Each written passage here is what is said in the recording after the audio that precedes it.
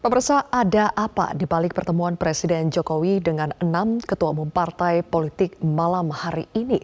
Apakah betul ada upaya dari Presiden Jokowi untuk menyatukan 6 partai untuk membentuk koalisi besar? Saya akan membahasnya bersama dengan Wakil Ketua Umum Golkar Nurdin Halid, Wakil Ketua Umum PKB Jazilul Fawait, dan juga Direktur Eksekutif LSI Jayadi Hanan. Selamat malam, Bang Nurdin, Bang Jazilul, dan Mas Jayadi. Selamat malam. Assalamualaikum warahmatullahi wabarakatuh. Waalaikumsalam. Tampaknya baru bergabung Bang Nurdin dan Mas Jayadi ya. Oke, Bang Nurdin, ada apa di balik pertemuan malam ini Presiden Jokowi dengan 6 ketua umum partai politik termasuk dengan Ketua Umum Golkar?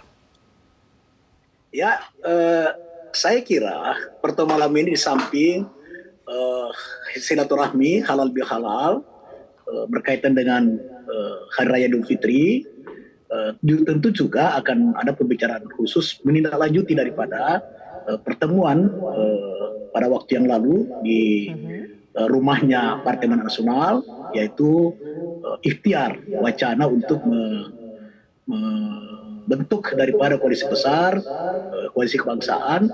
Nah, insya Allah mudah-mudahan malam ini bisa diwujudkan itu, sehingga kalaupun tidak bisa, maka akan ada koalisi, tetap koalisi kebangsaan, di mana mungkin KIB dalam hal ini minus P3 itu bergabung dengan koalisi Indonesia Raya, maka itu juga masih termasuk koalisi besar, karena minus P3 yang sudah menyatakan diri bergabung dengan PDIP. Saya kira pembicaraan malam ini juga sangat menentukan daripada koalisi-koalisi ke depan. Tapi saya yakin bahwa insya Allah mudah-mudahan pasangan calon presiden ini tidak hanya 2 pasangan, tetapi 3 pasangan, sehingga memberi ruang yang cukup, memberi kesempatan seluas-luasnya kepada masyarakat, atau ada beberapa pilihan yang diberikan kepada pemilik kedaulatan rakyat, yaitu rakyat itu sendiri. Demikian. Baik. Oke, Bang Nurdin, Mas Jayadi sekarang sudah bergabung juga Bang Jazilul. Bang Jazilul, selamat malam. Malam, gimana Zilvia? Apa kabar? Sudah jelas ya suara saya, Bang Jazilul, kabar baik. Bang Jazilul, benar tidak sih dalam pertemuan Presiden Jokowi dengan 6 ketua umum parpol malam ini itu untuk membahas kelanjutan dari rencana koalisi besar?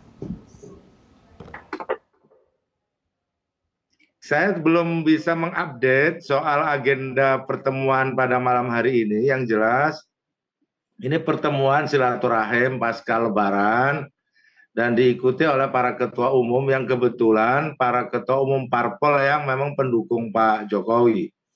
Saya tidak berani berspekulasi apakah ini kepentingannya untuk koalisi besar atau setidaknya membangun kekompakan untuk agar sisa masa jabatan Pak Jokowi ke depan tetap partai-partai fokus untuk membantu dan bekerja agar pemerintahan Pak Jokowi pada akhir ini atau di limit-limit akhir ini juga mendapatkan kepercayaan yang tinggi dari publik, dan itu sudah terkonfirmasi bahwa tingkat kepuasan publik sampai hari ini masih tetap tinggi kepada Pak Jokowi, dan tentu ini juga hasil kerja dari partai-partai pendukungnya.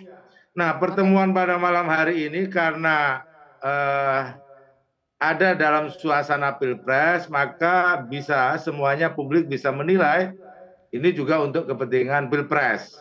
Nah, kebetulan yang hadir ini ada 2 partai koalisi, kalau menurut saya 2 koalisi, 1 koalisi KIB, 2 koalisi Kebangkitan Indonesia Raya. Sedangkan koalisi Perubahan dan Persatuan tidak ikut di sana setahu saya, kecuali perwakilan dari Nasdem hadir, maka lengkaplah ada perwakilan dari 3 partai koalisi atau 3 kubu koalisi yang ada. Nah, itu juga baik karena memang semua atau publik berharap pemilu 2024 itu berlangsung aman, tertib, dan damai. Baik. Cuman hanya Bang ada Jazilul, yang beda versi saja.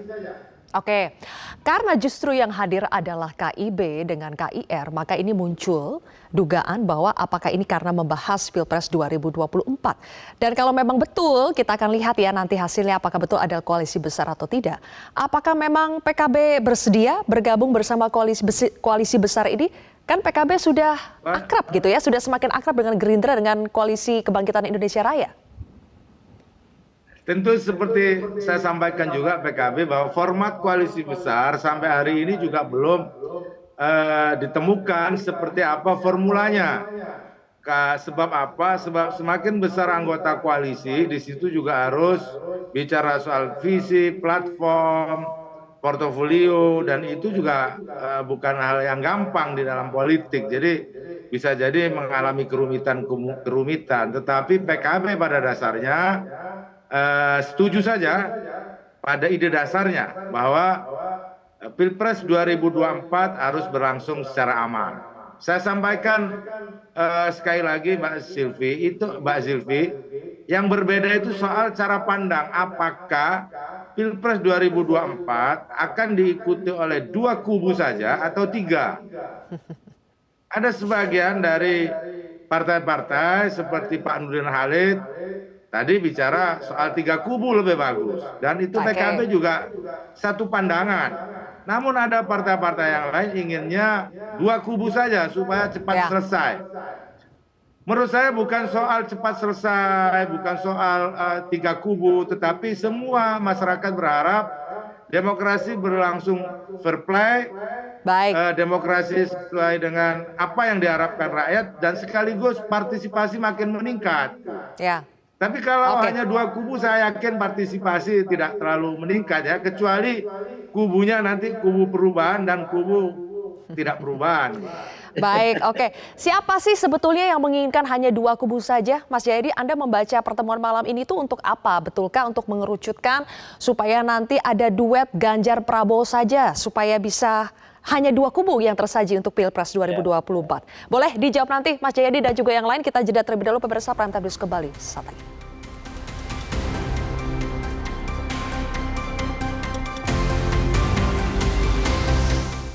Baik, kembali lagi dalam perbincangan di Prime Time News. Mas Jayadi, Anda membaca maksud pertemuan malam ini apa? Betulkah ada keinginan dari Presiden Jokowi untuk membentuk koalisi besar dan lebih spesifik lagi untuk menduetkan Ganjar dengan Prabowo Subianto? Iya, kalau pihak yang menginginkan 2 kubu saja yang maju di Pilpres 2024 itu, kan kita pernah mendengar di media ataupun di pernyataan langsung ya. Saya kira misalnya saya pernah mendengar juga membaca di media Pak Hasto misalnya dari PDIP menginginkan sebaiknya 2 kubu saja. Nggak tahu Gus Jazil pernah dengar apa enggak gitu. Saya kira pernah juga. Demikian juga dengan pernah Pak. Ya kan, Bang Nurdin. Jadi ada benar, saya bisa mengkonfirmasinya itu kalau berdasarkan berita. Demikian juga, karena Pak Jokowi itu dari PDIP, maka kan mungkin Pak Jokowi juga punya keinginan yang sama, kan gitu. Nah, karena itu menjawab pertanyaan Zilvi tadi, jadi saya kira pertemuan malam ini salah satu agendanya adalah menjajaki kemungkinan untuk menyatukan 6 partai ini dalam satu kubu koalisi untuk memasangkan atau mengajukan satu capres-cawapres saja, gitu kan? Saya kira boleh-boleh aja ada keinginan itu kan. Tapi soal pertama bahwa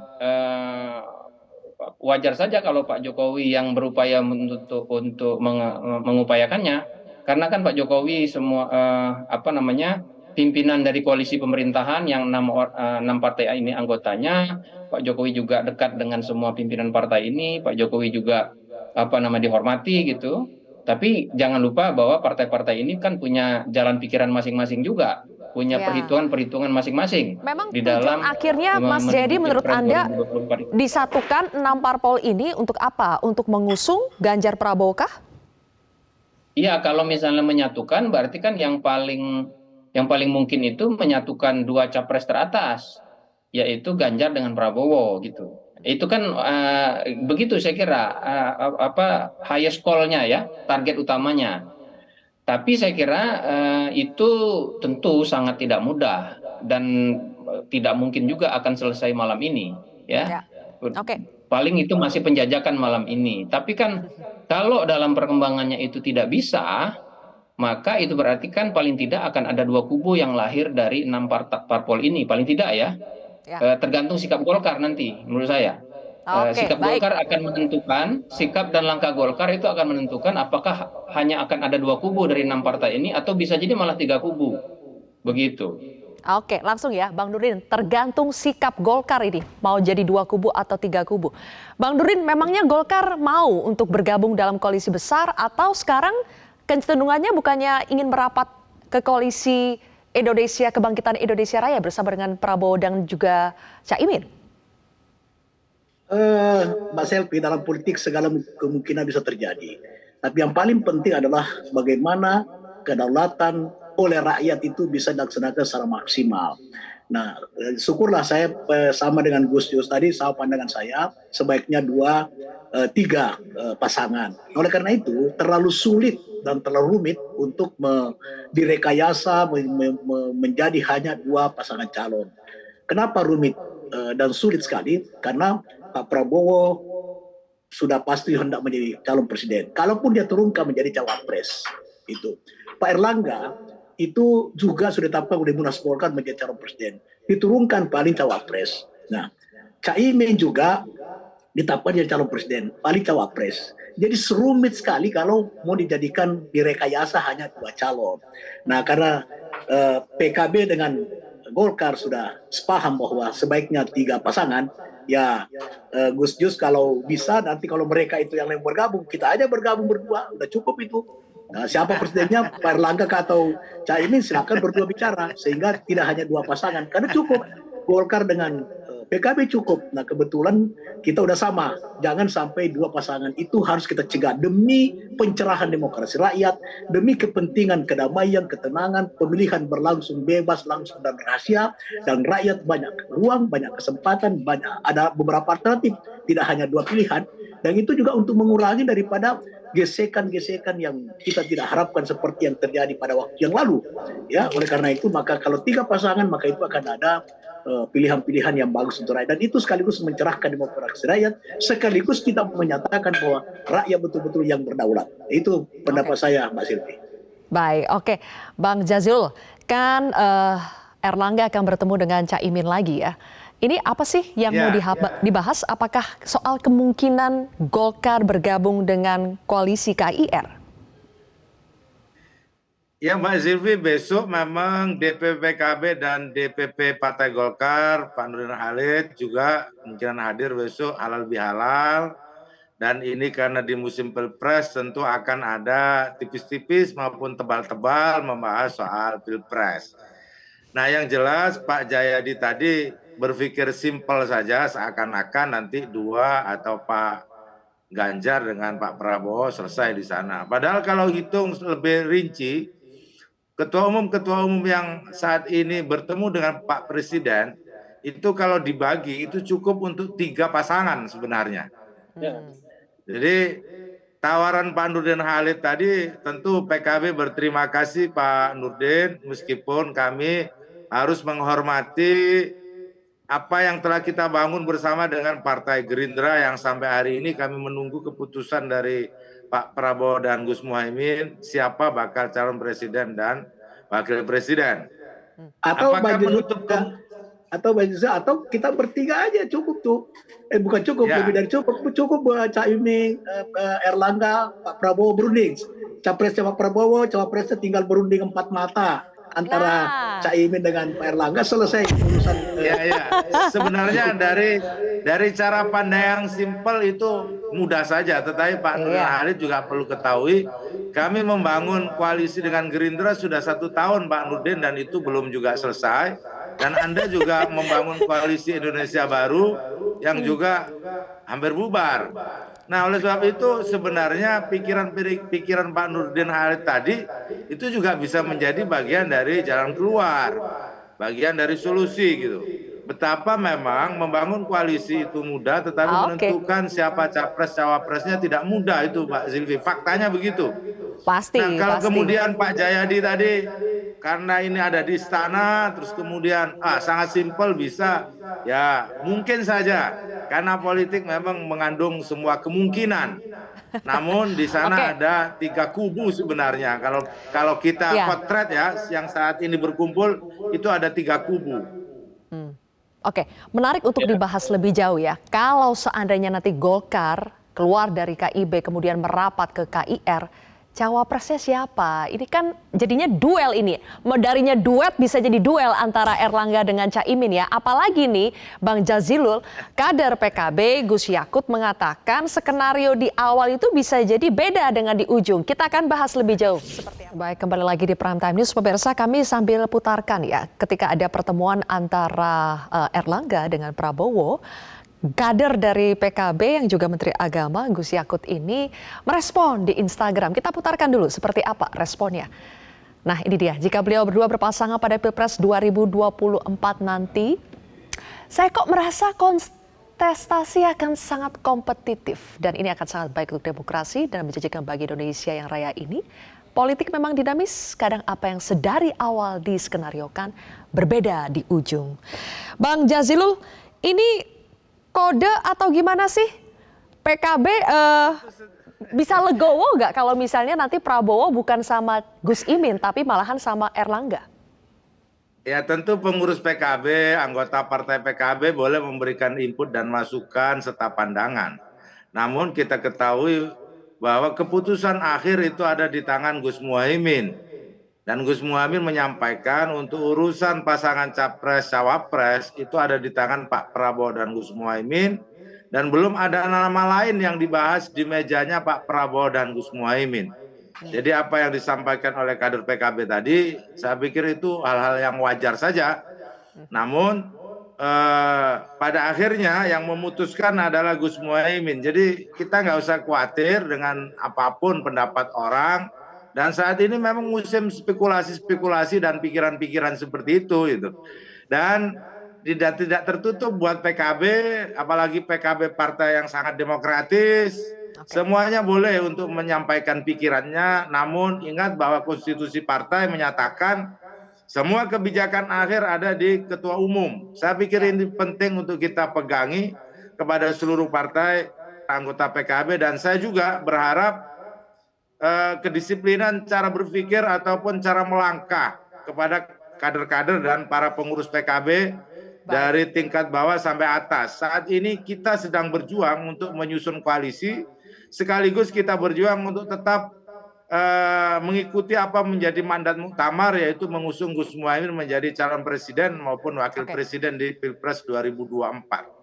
Baik. Karena variabel itulah yang sudah kami hitung yang akan bisa meningkatkan target suara kursi PKB di pemilu legislatif untuk menjadi 100 kursi. Itu Mbak Silvi.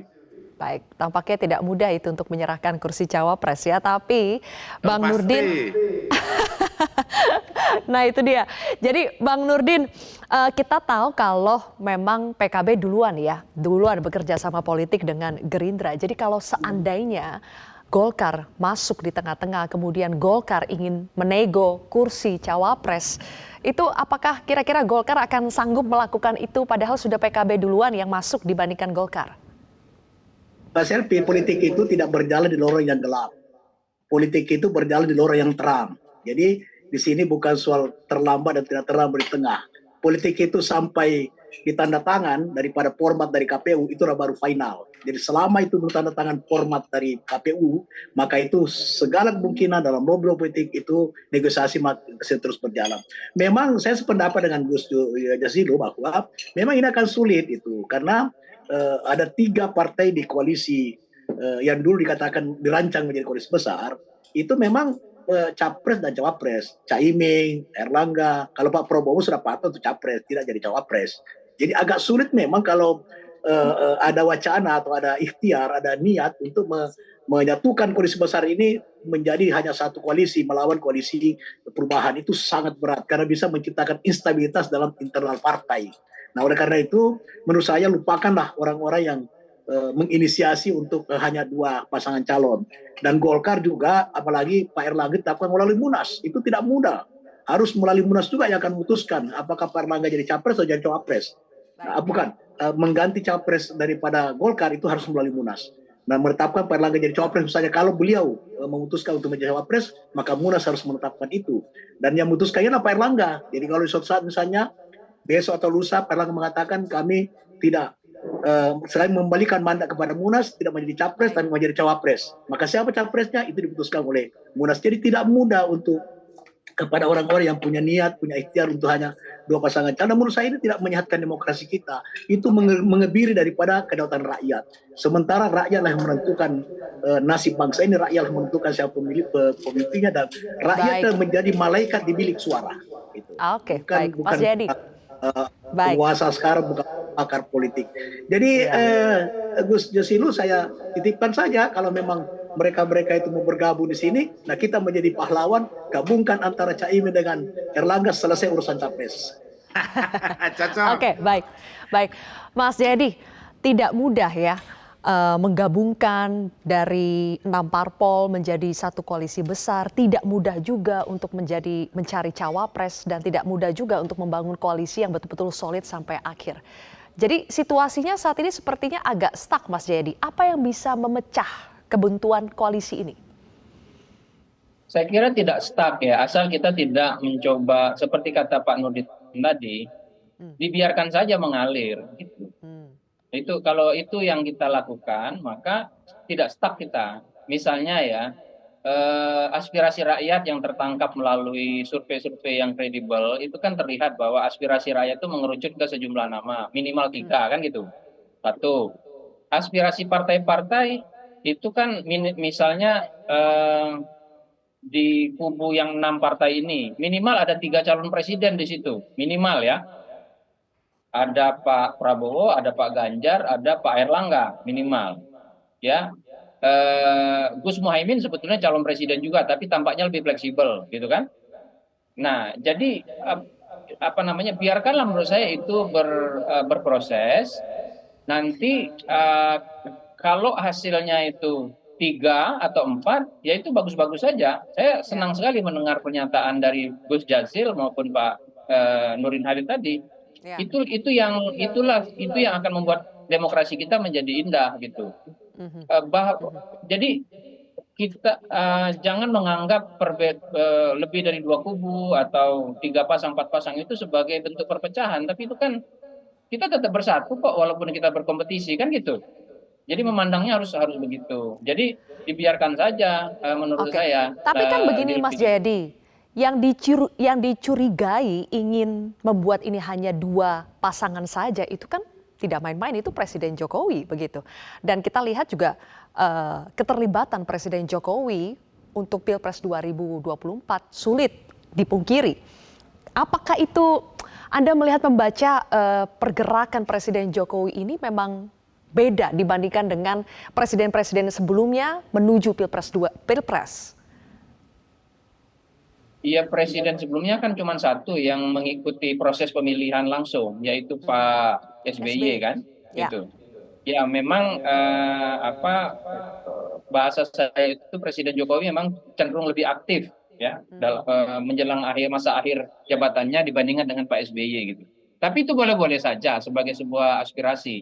Tapi menurut saya itu kan semua terpulang kepada partai-partai. Karena jangan lupa partai itu kan dalam pemilu serentak seperti sekarang ini punya dua target besar yang kalau bisa mereka menangkan semuanya, yaitu memenangkan capres cawapres yang mereka usung dan memenangkan partai masing-masing. Bahkan tadi kalau mendengar yang disampaikan oleh Bang Nurdin, ada satu lagi tugasnya, menjaga agar internal stability di partai tetap terjaga kan gitu. Jadi memang tidak mudah untuk menyeimbangkan antara 3 hal itu. Maka sekali lagi kalau saya lihat mengupayakan 2 pasang boleh, mengupayakan yang lain juga boleh, tapi dua pasangan jangan sampai boleh Pak Jayadi. 2 pasangan jangan sampai boleh terjadi, itu jangan sampai itu. Jadi ya, kalau itu bisa yang pakar bisa juga yang bisa para pakar politik, para konsultan survei justru lebih banyak yang ikut survei juga menguntungkan itu. Iya, yang bisa membuat itu menjadi tidak terjadi adalah partai-partai. Karena kalau dari survei satu aspirasinya ke 3 atau 4 pasang. Baik, kita sama-sama lihat bagaimana nanti dinamika politik yang masih akan terjadi pastinya. Terima kasih sudah bergabung bersama kami, Bang Nurdin Halid, Bang Jazil Fawait, dan juga Mas Jayadi Hanan. Terima kasih sudah bergabung bersama kami di Prime Time News hari ini.